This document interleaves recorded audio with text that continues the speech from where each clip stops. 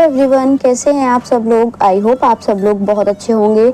और आज मैं ब्लॉग शूट कर रही थी तो तभी दिमाग में आ गया था मेरे कि आज मुझे फ्रिज साफ़ करना है, चाहे दूसरा काम कोई हो या ना हो, क्योंकि फ्रिज हो रहा था गंदा। और ना देखिए, उसमें ही हम खाने पीने का सामान रखते हैं तो कहीं ना कहीं अनहाइजीनिक भी हो जाता है अगर ज़्यादा फ्रिज गंदा हो जाए तो मैंने सोचा बाकी सारे काम मैं करूँगी बाद में, लेकिन पहले मैं कर लूँ फ्रिज की सफाई। तो आज के ब्लॉग की शुरुआत फ्रिज की सफाई के साथ ही हो रही है और ये है संडे का ब्लॉग। क्योंकि संडे था तो आराम से थोड़ा सा लेट भी उठी थी, क्योंकि आजकल बहुत लेट सोना हो रहा है। मैं यूजुअली कभी भी 9:30 10, मतलब 10 तो हाईएस्ट है, 10 से पहले पहले मैं पूरा बाइंड अप करके पैकअप करके सो जाती हूँ। क्योंकि सुबह मैं लगभग कभी 4 बजे कभी 5 बजे ऐसे में उठ ही जाती हूँ। क्योंकि देखिए 4 बजे मुझे तब उठना होता है जब मेरे को वीडियो एडिटिंग करनी होती है। अगर वीडियो पहले से एडिट होता है, वॉइस ओवर करना होता है, तो मैं उठती हूँ 5 बजे। ठीक है जी, क्योंकि देखिए ये सारे काम भी ज़रूरी हैं और करने ही हैं। और रात में मैं इसलिए टाइम से सो जाती हूँ क्योंकि देखिए जब तक मैं नहीं लेटूंगी ना, जब तक बच्चे नहीं सोएंगे, और बच्चे नहीं सोएंगे तो उनका भी रूटीन डिस्टर्ब होगा। इसलिए मैं रात को तो जल्दी सो जाती हूँ। लेकिन सुबह अगर मुझे मेरे काम पर्सनली करने हैं, पर्सनली से मतलब जैसे मुझे यूट्यूब के लिए टाइम देना है या फिर मुझे खुद के लिए थोड़ी सी चीज़ें करनी है, कुछ भी मतलब पर्सनल में, मेरा खुद का मेडिटेशन भी हो सकता है, एक्सरसाइज भी हो सकती है, और ना थोड़ी सी मैं कुछ अपने लिए अफर्मेशंस करती हूँ पर डे, वो टाइम हो सकता है। मैं घर के काम की शुरुआत 6 बजे के बाद ही करती हूँ। 6, 6:30, 7 बजे से मतलब पहले पहले, कुल मिला के ये कह सकते हैं कि 7 बजे से पहले पहले मुझे घर के जो काम है उनकी शुरुआत कर देनी होती है। कभी वो 6:30 भी हो सकता है, कभी वो 6:15 भी हो सकता है, और कभी वो 6:45 भी हो सकता है।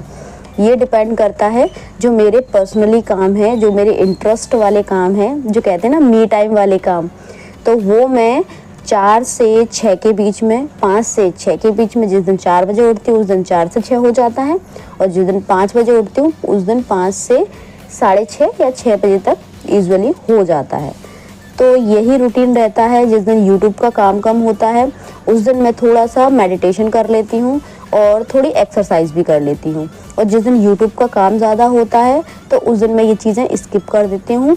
लेकिन कुछ अफर्मेशंस के लिए और खुद के लिए थोड़ा सा 2 मिनट का शांति में बैठना, या फिर उसको मेडिटेशन कह लीजिए या फिर आप कोई प्रैक्टिस कह लीजिए, कुछ भी, तो ये चीज़ें तो मैं अपने लिए ज़रूर 15 मिनट ज़रूर निकालती हूँ और मैं करती भी हूँ।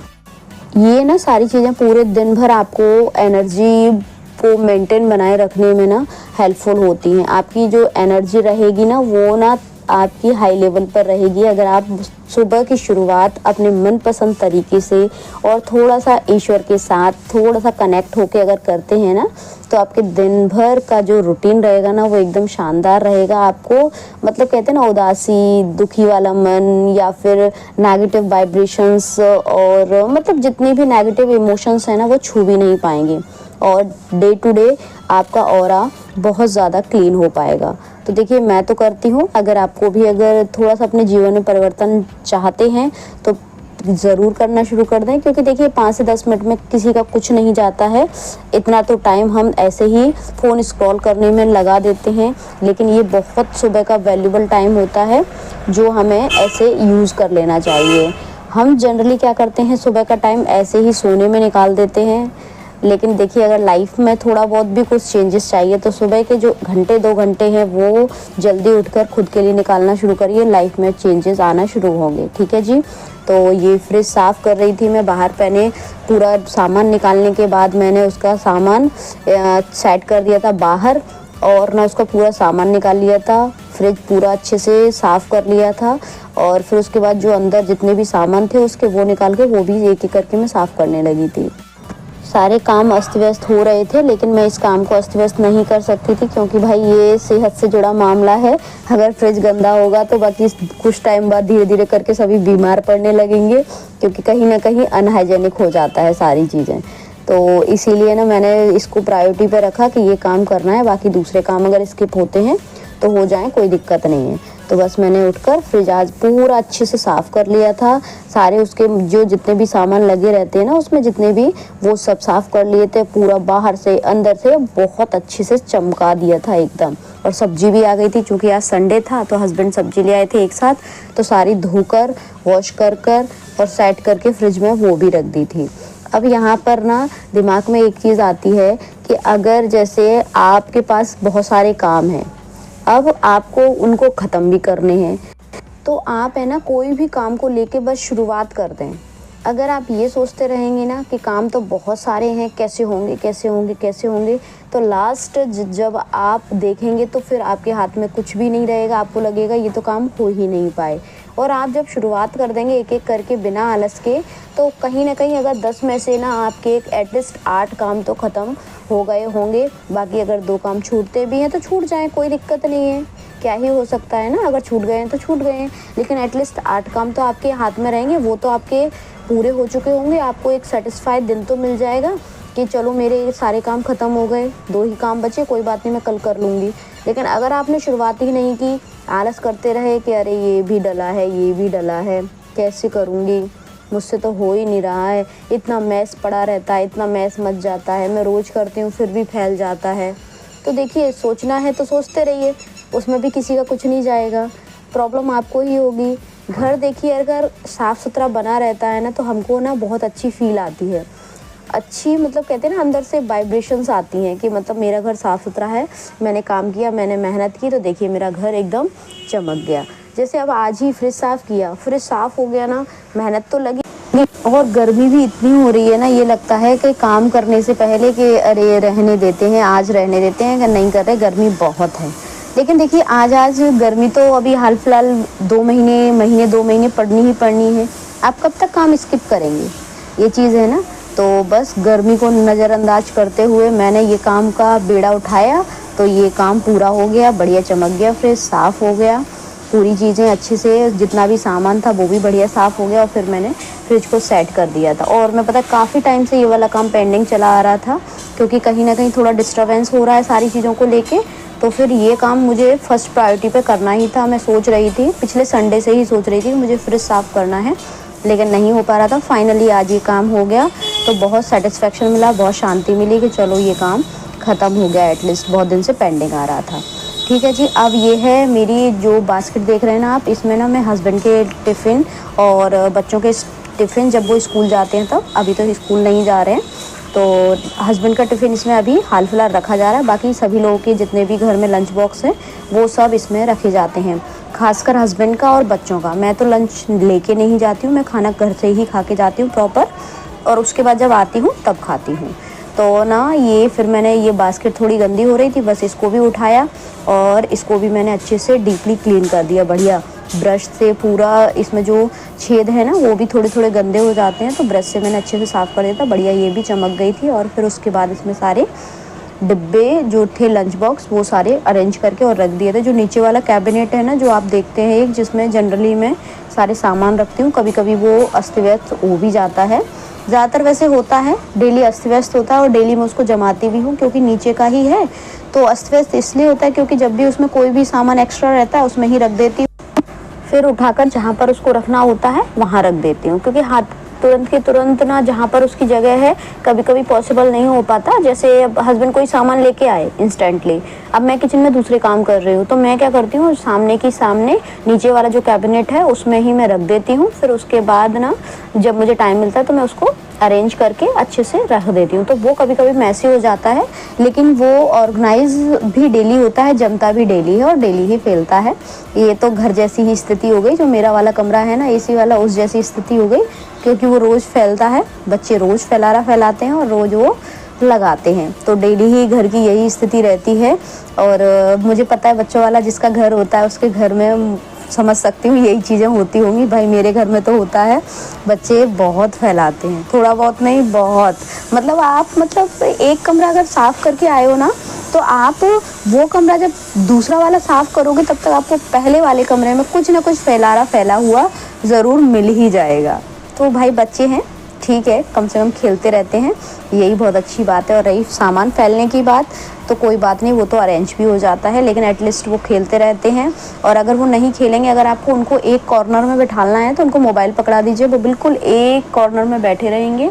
और ना घर भी आपका बिल्कुल सजा संवरा पिच परफेक्ट आपको मिलता रहेगा। लेकिन ये कीमत ना बहुत बड़ी हो जाएगी, जो आपकी मेहनत है, जो आपका काम है, जो फैलता है ना, उससे कई गुना ज़्यादा बढ़कर। क्योंकि देखिए, बच्चों को मोबाइल देकर एक कॉर्नर में बिठाना कोई सॉल्यूशन नहीं है। इससे अच्छा तो हम मदर्स को ये लगता है ना कि भाई हम तो काम निपटा लेंगे, जो काम फैल रहा है वो समेट लेंगे, लेकिन हमको ना बच्चे को ज़्यादा टाइम तक मोबाइल नहीं देना है। हर माँ यही सोचती है। और मैंने तो अभी ये किया है कि ना बच्चों के लिए थोड़ी सी क्राफ्ट की चीज़ें ला के दे दी हैं, जैसे स्टोन वगैरह हैं और कार्डबोर्ड है, एमडीपी बोर्ड होता है, क्या होता है, कुछ ऑनलाइन क्राफ्ट की चीज़ें थी। बेटी बोल रही थी कि माँ ये मंगा दीजिए, तो मैंने उसके लिए ला के रख दी हैं। और थोड़ा खेलने वाला सामान भी 2-4 चीज़ें हैं, जिसमें मतलब वो ज़्यादा टाइम तक इंगेज रहें। अब जैसे आर्ट एंड क्राफ्ट वाला चीज़ें हैं, तो उसमें क्या है, टाइम भी लगता है, तो बच्ची तो उसमें बिज़ी बनी रहती है, वो उसको बनाना रहता है, तो वो अपना करती रहती है। तो थोड़ा सा ऐसी चीज़ों पर आप ध्यान रखें कि बच्चे को ना थोड़ा व्यस्त रखने की कोशिश करें। बच्चा जितना बिजी रहेगा ना, उतना ही फ़ोन कम चलाएगा। और बच्चा अगर फ्री रहेगा तो देखिए उसका हाथ मोबाइल पर ही जाएगा, ये बिल्कुल तय बात है। और ये शूट है रात का 9:30-10 बजे के, नहीं 9:30 नहीं, 10 सवा 10 के बजे के समथिंग है। बच्चे खाना खाने के लिए आए थे, तो बस तब का है ये। और ना इससे पहले दिन में जो सारे काम थे वो रेगुलर जो चलते हैं, अपने फ्रिज साफ़ करने के बाद साफ़ सफाई, खाना बनाना, खाना भेजना। और बाकी आज तो संडे था, तो दिन में 2 घंटे मुझे मिल गए थे। 2 घंटे बढ़िया आराम से चैन की नींद ली। हफ्ते भर की थकान ना ऐसे निकल जाती है ना, ये लगता है यार थैंक गॉड ये संडे आ गया और एटलीस्ट सोने को दिन में मिल गया, तो मतलब बड़ा सुकून लगता है। ऐसा लगता है कि अरे ये तो ना जन्नत से कम नहीं है, ये जो टाइम मिल गया ना 2 घंटे 1 घंटे सोने के लिए संडे को, तो ना ये ना प्रीसियस मोमेंट हो जाता है मेरे लिए। बहुत ही ना अनमोल कीमती समय मिल जाता है मुझे, ये वाला संडे वाला जो 2-3 घंटे ही मिलते हैं, 2 घंटे मिल जाते हैं कम से कम मुझे हर बारी। बाई चांस जैसे कुछ घर में कोई आ जाए या फिर कुछ इमरजेंसी हो जाए तो की बात अलग है, अदरवाइज संडे तो मुझे 2 घंटे मिल ही जाते हैं हमेशा। ठीक है जी, तो ये बन रहा है मैंगो शेक। ठीक है, बच्चों को अच्छा लगता है, तो उन्होंने खाना खा लिया, तो फिर मैंने उनसे पूछा कि कुछ ठंडा खाना या पीना है, तो बोलते हैं कि ठीक है मामी आप वो बना लीजिए मैंगो शेक। तो बस फिर मैंने मैंगो शेक बनाया और ना स्मूदी भी बनाई थी। इसमें थोड़ा सा पल्प मैंने बचा लिया था मैंगो का, तो 1 कटोरी में, तो उसकी मैंने दूध की और उसकी दही की और इसकी स्मूदी बना ली थी। वो हो जाएगी अगले दिन के लिए और मैंगो शेक हो जाएगा आज के लिए, क्योंकि ना स्मूदी को 2-4-5 घंटे के लिए फ्रीज़र में रखना पड़ेगा, तो वो एकदम बढ़िया अच्छे से ठंडी हो जाएगी, तभी अच्छी लगेगी। तो हाल फिलहाल मैंने मैंगो शेक बना के तैयार करके बच्चों को दे दिया था, आधा ग्लास, तो सबने अपना पी लिया था। ठंडे हो गए थे सब लोग, तो बोल रहे थे कि ना चलो ये अच्छा किया मम्मी ने ये बना दिया, क्योंकि देखिए खाना खाने के बाद थोड़ा सा मीठा तो कुछ लगता ही है, मेरे घर में तो सब लोग खाते ही हैं। तो बस फिर मैंने मैंगो शेक बना दिया था, तो वो काम कर गया था।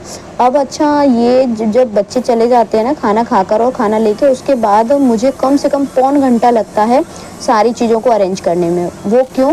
क्योंकि देखिए इसके बाद हस्बैंड भी खाना खाते हैं, बर्तन निकलते हैं, काउंटर टॉप होता है, ये स्लैब साफ़ करना होता है, ये सारी चीज़ें मुझे करनी होती हैं। तो मुझे एटलीस्ट इसमें ना आधे से पौन घंटा लग जाता है, क्योंकि देखिए हस्बैंड के लिए भी फिर खाना प्रॉपर तैयार करो और ना फिर खिलाओ, और फिर उसके बाद ये दूध वगैरह गर्म करना है। घर में देखिए कितने सारे काम होते हैं ना, किचन में भी कितने सारे काम होते हैं, आप लोग तो बहुत अच्छे से समझ सकते हो। क्योंकि देखिए एक महिला है ना, एक महिला ही दूसरी महिला का दर्द समझ सकती है, ये बोला जाता है ना अमूमन।